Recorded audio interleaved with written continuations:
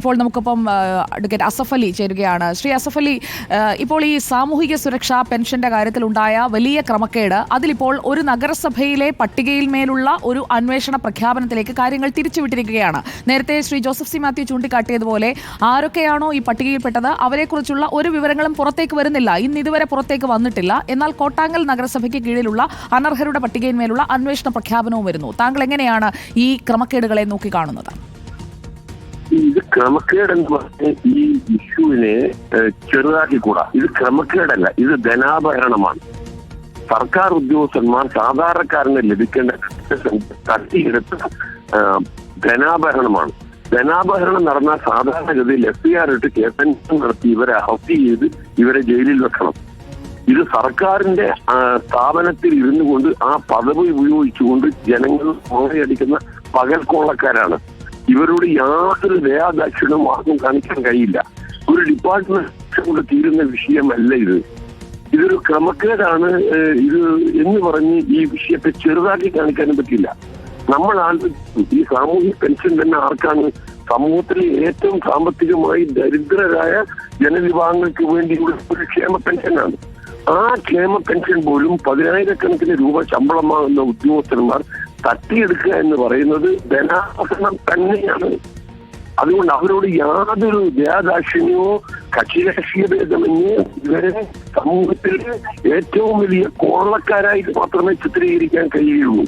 അവരെ പേരിൽ കർശനമായ പ്രോസിക്യൂഷൻ നടപടികൾ സംസ്ഥാന വ്യാപകമായി നടന്നിരിക്കുന്ന സംഭവത്തെ കുറിച്ച് വ്യാപകമായി നടന്നിരിക്കുന്ന തട്ടിപ്പിനെ കുറിച്ച് വിശദമായ സമഗ്രമായ വേണമെങ്കിൽ ഓരോ ഇൻഡിവിജ്വൽ കേസിന്റെ മുകളിൽ ക്രിമിനൽ പ്രോസിക്യൂഷൻ ഉണ്ടാവണം, FIR ഉണ്ടാവണം, അറസ്റ്റ് വേണം. അവരുടെ മുഖത്തിൽ അവരുണ്ടാക്കിയിരിക്കുന്ന സമ്പത്തിനെ കുറിച്ച് സ്വാതന്ത്ര്യങ്ങൾ കണ്ടുപിടിച്ച് അത് കണ്ടുകെട്ടണം. ഇത് ക്രിമിനൽ ലോ ഇതിൽ സക്രിയമായി പ്രവർത്തിച്ചിട്ടില്ലെങ്കിൽ നമ്മുടെ നാട്ടിലെ പാവപ്പെട്ടവന്റെ പണമാണ് തട്ടിയെടുത്തിരിക്കുന്നത്.